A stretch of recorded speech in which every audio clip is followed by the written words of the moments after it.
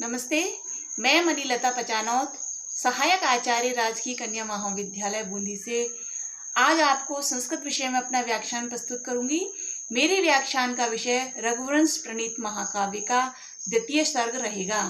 आज मैं इस सर्ग का 8वां श्लोक पढ़ाऊंगी।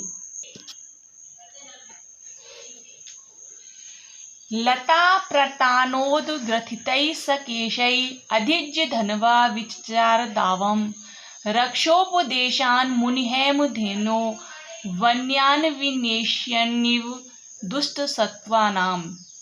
प्रसंग लिखेंगे कि प्रस्तुत श्लोक महाकवि कालिदास विरचित रघुवंश महाकाव्य के द्वितीय सर्ग से लिया गया है। पिछले श्लोक में दिलीप की शोभा का वर्णन किया गया था। इस श्लोक में राजा दिलीप के वन में विचरण का वर्णन करते हुए महाकवि कालिदास कहते हैं। इसमें कालिदास जी राजा जब वन में विचरण करता है उसी का यहाँ पर वर्णन करते हैं। तो सबसे पहले श्लोक के शब्दार्थ देखेंगे।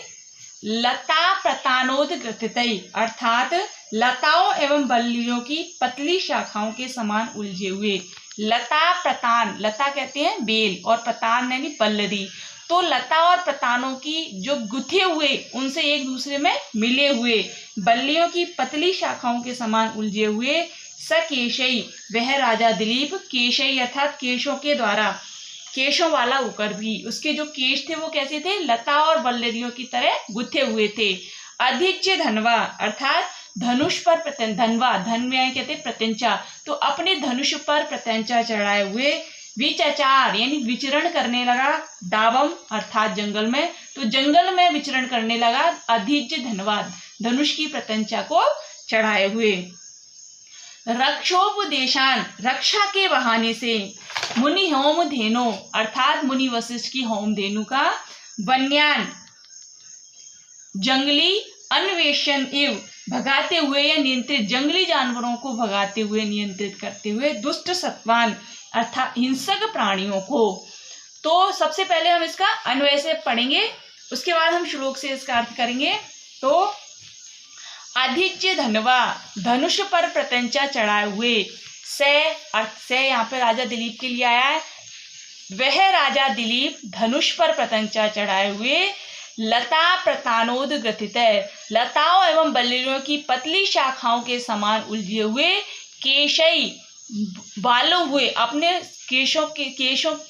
केशई मुनि होम धेनो, लता प्रतानोद्ग्रथित लताओं और बल्लरियों के समान उलझे हुए केशों के द्वारा, मुनि हेम धेनो मुनि वशिष्ठ की होम धेनु की, रक्षोपदेशात रक्षा के कारण से, रक्षा करने के बहाने से, वन्यान वन्य का, दुष्ट सत्वान दुष्ट प्राणियों का, विनेश्य ढूंढते हुए, एवं दावम विचचार उन दुष्ट प्राणियों को, हिंसक प्राणियों को भगाते हुए या नियंत्रित करते हुए जंगल में विचरण करने लगा।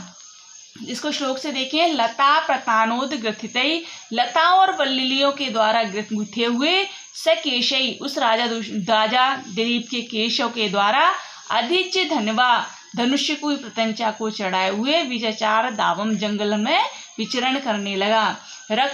रक्षापदेशान रक्षा के बहाने से, मुनि होम धेनु मुनि वशिष्ठ की होम धेनु की रक्षा के बहाने से, वन्यान अन्वेष्यन दुष्ट सत्वानाम दुष्ट प्राणियों का, और उसको नियंत्रित करने लगा, सभी को वहां पर भगाने लगा। इसका अनुवाद देखो, इस तरह से लिखना है कि धनुष पर प्रत्यंचा चढ़ाए हुए वह राजा दिलीप लताओं एवं बल्लरियों की पतली शाखाओं के समान उलझे हुए बालों वाला होकर भी ऋषि वशिष्ठ की नंदिनी नामक गाय की रक्षा के बहाने जंगली हिंसक प्राणियों को भगाते या नियंत्रित करते हुए जंगल में विचरण करने लगा।